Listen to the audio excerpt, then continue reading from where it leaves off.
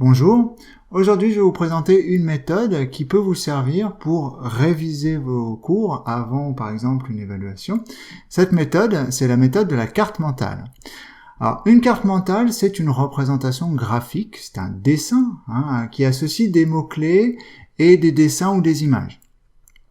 Cette carte mentale, elle permet de résumer, d'organiser ces idées. Alors, sur une notion à mémoriser, on va voir quel type de notion, et elle permet d'apprendre, elle permet d'exposer, donc de présenter, ou elle permet de découvrir certaines notions. La carte mentale, elle a pour objectif d'organiser et de simplifier l'information du cours.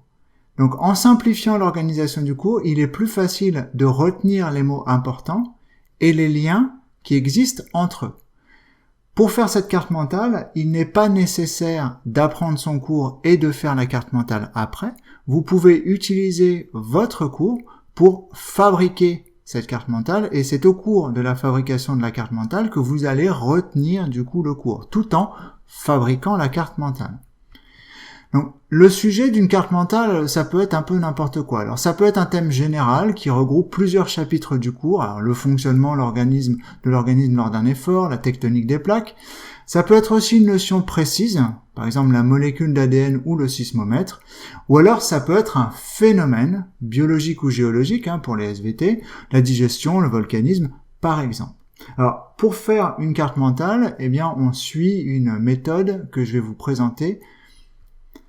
Alors, la première étape, c'est sur une feuille de brouillon de faire la liste des idées en relation avec le sujet. Alors, j'ai pris un thème ici, les gestes éco-responsables. Sur ma feuille de brouillon, je fais une liste de toutes les idées qui me viennent concernant les gestes éco-responsables, c'est-à-dire les gestes qui sont bons pour l'environnement, les gestes qui ont un bon impact sur l'écologie, consommer local, ne pas utiliser la voiture, réduire le chauffage, etc., etc.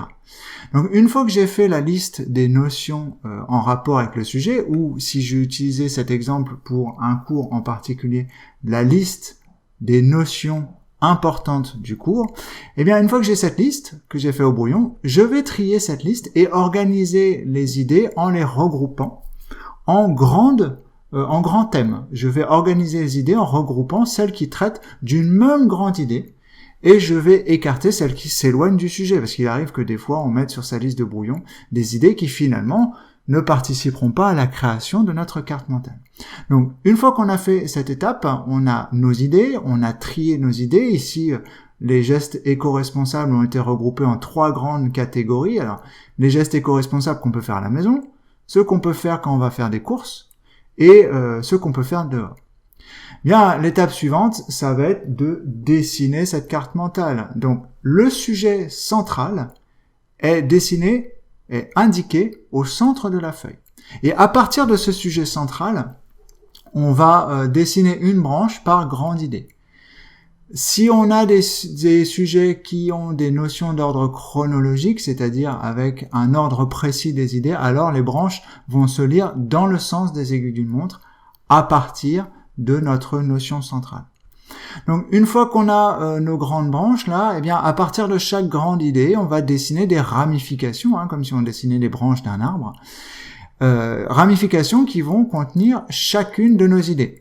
En choisissant des couleurs différentes par grande idée, ça rend la carte mentale plus lisible. Plus on mettra de couleurs, plus on passera de temps à la décorer, plus ça rendra la carte mentale lisible et ça nous permettra d'apprendre en même temps plus facilement les notions du cours. Et la dernière étape, c'est de dessiner ou de découper des images pour illustrer notre carte mentale. Donc là, c'est à vous de choisir ce que vous allez présenter sur cette carte mentale. Soit vous préférez dessiner des éléments, soit vous préférez découper des éléments et les coller pour illustrer votre carte mentale. Toujours est-il que même si cette étape n'a pas l'air très importante, de rendre votre carte mentale très belle, en fait, elle vous permet de mieux mémoriser les notions du cours, puisque vous allez passer plus de temps sur votre carte mentale et inconsciemment, vous allez retenir les notions du cours. Inconsciemment, c'est-à-dire sans faire d'effort. À aucun moment, vous ne vous êtes forcé ici à essayer d'apprendre par cœur votre cours.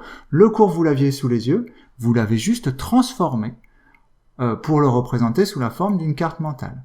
Donc il n'y a pas de travail de mémorisation, en tout cas actif. La mémorisation, c'est-à-dire le fait d'apprendre le cours, vient du fait que l'on fabrique la carte mentale en ayant le cours sous les yeux. Voilà, donc c'est une méthode, la carte mentale, que je vous invite à essayer pour vos propres révisions, et en espérant qu'elle vous soit utile et que cette méthode marche pour vous. Voilà, et ben je vous dis à bientôt pour une prochaine vidéo.